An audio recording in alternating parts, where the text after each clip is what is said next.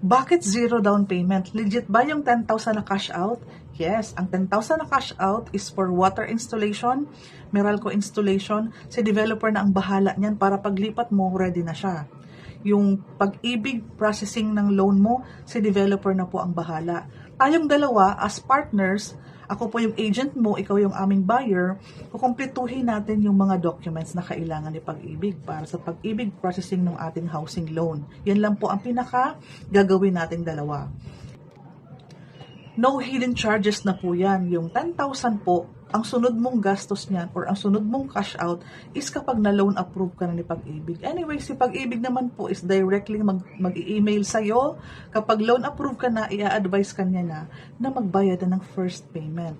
So, ang good news dyan, habang ongoing ang construction, habang ongoing ang Pag-ibig processing, makakapag-save up ka, makakapag-ipon